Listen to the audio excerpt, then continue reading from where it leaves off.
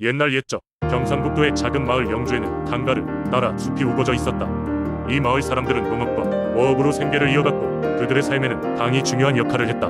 매년 여름 강바람은 마을에 시원한 바람을 불어넣어 주었고 그 덕분에 농작물은 풍성하게 자라났다. 강바람은 마을 사람들에게 단순한 자연현상이 아니라 마치 수호신 같은 존재였다.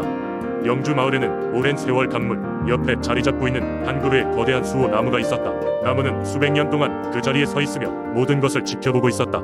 전설에 따르면 이 나무에는 강바람의 정령이 깃들어 있었고 마을 사람들은 해마다 나무 아래에서 제사를 지내며 감사의 마음을 전했다. 어느 날 마을에 대규모 홍수의 소식이 전해졌다. 하늘은 칠흑같이 어두워졌고 비는 몇 날 며칠이고 멈추지 않았다. 사람들은 당황했고 농작물이 물에 잠기고 집들이 물에 떠내려갈까 두려워했다. 그들은 강바람과 수호 나무에게 도움을 청하기 위해 나무 아래에 모였다. 마을 어르신들은 나무 아래에서 엄숙하게 기도를 하기 시작했다. 강바람의 정령이시여 우리를 보호해 주소서. 그들은 간절한 마음으로 나무 주변에 옥수수와 밀과 같은 농작물을 바쳤다. 그때 갑자기 바람이 거세지기 시작했고 마치 무슨 기적이라도 일어난 듯 강물이 서서히 수위를 낮추기 시작했다. 마을 사람들은 모두 놀라움을 금치 못했지만 곧 이어져 온 순풍에 안도하며 강바람의 정령이 그들의 기도를 들어준 것이라 믿었다. 홍수가 물러가고 난 뒤 수호 나무는 더욱 건강하게 자라났다. 사람들은 그 옛날 강바람이 마을을 구했다고 전해졌고 그 후로 해마다 제사를 지내며 나무와 그 정령을 숭배하게 되었다. 이로써 영주 마을의 사람들은 강과 바람 그리고 수호 나무의 중요성을 깨닫게 되었다. 세월이 흐를수록 그들은 자연과의 조화를 소중히 여기게 되었다. 이 전설은 오늘날까지도 전해져 내려오며 마을 사람들에게 자연을 존중하고 사랑하는 법을 가르쳐준다. 영주 강바람과 수호나무는 마을의 상징으로서 사람들 마음속 깊이 자리 잡고 있다. 두 번째 이야기, 옛날 옛적 산과 바다가 어우러진 고성에는 자연의 섭리에 따라 살아가는 사람들이 있었습니다. 그들은 평화롭고 조화롭게 살아가기를 원했지만 때로는 예기치 못한 자연재해와 어려움에 부딪히곤 했습니다. 어느 날 갑작스럽게 폭우가 시작되더니 이내 하늘을 가르며 뇌성천둥이 울려 퍼졌습니다.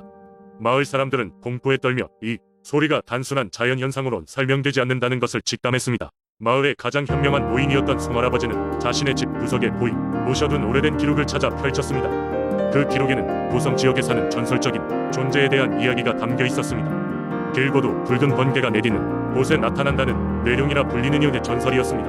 뇌룡은 한때 이 지역을 다스리며 비와 번개를 조절하여 사람들에게 풍요로움을 선사했다고 합니다.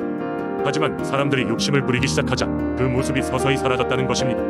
송할아버지는 마을 사람들에게 뇌룡의 전설을 이야기하며 이 위기를 극복하기 위해서는 모두가 힘을 합쳐 예의를 갖춰야 한다고 말했습니다. 마을 사람들은 곧장 용의 신성한 장소로 불리는 산 중턱의 폭포로 모였습니다. 폭포 아래에서 그들은 자연을 경외하고 뇌룡에게 다시금 돌아와 평화를 가져다 주기를 겸손한 마음으로 기도했습니다. 그 순간 하늘에서는 오색빛깔의 무지개가 폭포 위를 감쌌고 장막을 뚫고 내려오는 거대한 번개와 함께 보고한 청룡의 모습이 물 안개 속에서 나타났습니다. 뇌룡처럼 보이는 거대한 존재가 물 안개 속에서 천천히 모습을 드러내며 사람들에게 다시금 평화의 약속을 전한 것입니다. 이후 마을에는 다시금 풍요와 평화가 깃들기 시작했습니다. 그 후로 사람들은 자연을 더 이상 함부로 대하지 않았으며 해마다 뇌룡의 날을 기념하며 자연과 조화를 이루며 살겠다는 약속을 되새겼습니다. 고성의 이야기는 단순한 전설을 넘어 사람들에게 자연과 공동체의 중요성을 깨닫게 해준 사건으로 남아 있습니다. 그리하여 이 뇌룡 전설은 전해 내려오며 오늘날까지도 마을의 많은 사람들에게 자연의 소중함을 일깨워주고 있습니다. 세 번째 이야기, 옛날 옛적 아름다운 해안선을 자랑하는 한국 예언적한 마을 보령에는 특별한 돌이 있다고 전해졌다. 이 마을은 맑은 바다와 기름진 흙으로 유명했지만 그 중에서도 가장 눈에 띄는 것은 신비로운 돌이었다. 누구에게나 돌처럼 보였던 그 돌은 사실 여러 세대에 걸쳐 내려온 주민들만 아는 특별한 이야기를 담고 있었다. 전설에 따르면 보령에는 수백 년 전에 한 젊은 어부가 살고 있었다. 그는 항상 바다의 변덕스런 파도와 싸우며 열심히 생계를 이어가고 있었다. 그러던 어느 날 갑작스럽게 거친 폭풍우가 몰려오더니 그의 작은 배를 뒤집고 말았다. 모두가 그가 돌아오지 못할 것이라며 슬퍼했으나 기적적으로 젊은 어부는 며칠 후 마을로 돌아왔다. 그는 이 기적같은 생존의 비결이 바로 바닷속에서 발견한 신기한 돌이라고 얘기했다. 그 돌은 일반적인 돌보다 작았고 맨질맨질한 표면에 무지갯빛이 나는 것이 특징이었다. 풍랑에 휘말렸던 어부는 바닷속 깊은 곳에서 반짝이는 그 돌을 집어들고는 이상하게도 바로 물 위로 떠올랐다. 그것은 마치 그를 위한 비밀스러운 부적처럼 작용한 듯했다. 마을 사람들은 이 이야기를 흥미롭고 신기하게 여기며 그 돌을 바다에 수호신이 주신 선물로 여기기 시작했다. 그 후 마을에는 기이한 일이 이어졌다. 그 돌을 만져본 사람들은 모두 대박을 터뜨리거나 오랫동안 이루지 못했다 소원을 성취했다 한다. 한 농부는 돌을 손에 쥐고 몇 주 후 자신의 논에서 갑작스레 쌀수 함량이 2배로 늘었다고 주장하였다. 또 다른 이는 오랫동안 고질병을 앓던 딸의 병이 돌을 만드는 날 신기하게도 치유되었다고 증언했다. 시간이 흐르면서 돌은 마을 주민들 사이에서 점점 더 성스러운 존재로 숭배받게 되었고, 이 돌을 제단에 모시고 마을의 번영과 평화를 비는 축제가 열리기도 했다. 사람들은 돌 주위에 둥글게 모여 춤을 추고 정성을 다해 음식을 바쳤다.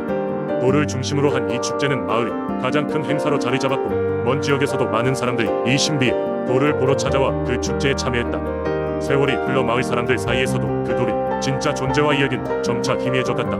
그러나 여전히 그 돌은 마을의 작은 박물관에 돌아가신 조상님들의 사진과 함께 자리 잡고 있다. 마을을 잠시 떠났던 이들도 추억을 돌이켜보기 위해 그 돌을 찾곤 한다. 사람들은 여전히 그 돌에 깃든 전설을 기억하며 설령 그것이 옛날 사랑하는 이들의 마음을 하나로 묶어주는 상징일 뿐이더라도 그 속에 깃든 진심과 신뢰를 소중하게 여긴다. 보령의 신비로운 돌의 이야기는 그렇게 그 마을의 전통과 믿음 속에서 조용히 이어지고 있다. 누구도 그 돌의 실제, 기원을 확실히 알지 못하지만 그 돌은 우리의 운명이 어떻게 변할지 모른다는 교훈을 가르치고 있는지도 모른다. 네 번째 이야기. 옛날 옛적 구미의 작은 산골 마을에는 사람들이 호랑이를 신성한 존재로 여겼다. 그 이유는 호랑이가 마을의 수호신으로서 위역할을 한 전설 때문이었다. 어느 날 한 젊은 농부인 철수는 논밭을 가꾸다가 우연히 길을 잃고 숲속 깊은 곳으로 들어가게 되었다. 해가 저물고 달빛이 가득 찬 밤하늘을 배경으로 철수는 조용히 길을 찾기 위해 주변을 둘러보았다. 그러다 갑자기 덤불 속에서 커다란 그림자가 나타났다. 그것은 바로 산의 지배자, 털이 반짝이는 호랑이였다. 철수는 두려움에 질려 꼼짝 못하고 있었다. 호랑이가 가까이 다가오는 순간 그는 자신이 마지막을 맞이할 것이라 생각했다. 하지만 호랑이는 공격하지 않았다. 오히려 철수를 유심히 관찰하는 듯한 눈빛으로 바라보았다. 철수는 갑자기 용기가 나서 호랑이에게 말했다. 제발 저를 해치지 말아주세요. 저는 그저 길을 잃었을 뿐입니다. 그러자 호랑이는 귀를 세우며 고개를 끄덕이는 듯했다. 마치 철수의 말을 이해한 것처럼. 그때 한 노인이 어디선가 나타났다. 그는 마을에서 노인 지혜자로 불리던 김할아버지였다. 천천히 다가온 김할아버지는 철수에게 조용히 말했다. 철수야, 이 호랑이는 우리 마을의 수호신이란다. 그가 너에게 해를 끼치지 않는 이유는 내가 자연의 질서를 존중하는 마음을 가지고 있기 때문이지. 김할아버지는 근처에 있던 나뭇가지를 주워 들고는 땅에 무늬를 그리기 시작했다. 각 무늬는 마치 신비로운 주술이었다. 철수는 호랑이와 함께 그 주술을 지켜보았다. 얼마 후 노인은 지팡이를 내려놓고 말했다. 이제 너는 우리 마을과 자연의 가치를 이해하게 되었단다. 그러니 이 호랑이를 신성하게 여기고 경배하며 그의 영혼을 잘 돌봐주거라. 그러자 호랑이는 눈을 깜빡이며 다시 숲속으로 사라져갔다. 그 광경을 보고 있던 철수는 깊은 감사의 마음을 가지게 되었다. 그는 마을로 돌아가 노인과 호랑이의 이야기를 전하며 사람들이 자연과 조화롭게 살아가는 법을 배우는 데 큰 역할을 하게 되었다. 이후로 마을 사람들은 호랑이를 더욱 경배하게 되었고 마을은 평화롭고 풍요롭게 발전했다. 철수도 그날 이후로 자연의 흐름을 따르는 삶을 살아갔으며 종종 깊은 산속에서 호랑이를 마주하기도 했다. 그때마다 그는 그의 수호신에게 경의를 표하고 감사의 인사를 전했다. 이러한 전설은 구미 사람들 사이에서 세대를 넘어 전해져 내려오며 마을에는 여전히 호랑이의 영원히 평화를 가져다 준다고 믿고 있다. 다섯 번째 이야기. 옛날 옛적 전라북도 임실의 작고 평화로운 마을에는 특별한 전설이 전해져 내려오고 있었다. 이 마을은 삼계탕을 끓이는 비결로 유명했는데 그 비결은 단순히 재료 나돌이법에 있지 않았다. 마을 사람들은 이 특별한 삼계탕이 마을 신목숲으로부터 비롯된다고 믿었다. 전설에 따르면 숲의 정중앙에는 아주 오래된 신목이 자리 잡고 있었다. 이 신목은 하늘과 땅을 연결하는 신성한 나무로 마을을 보호하고 번영을 가져다 준다고 여겨졌다.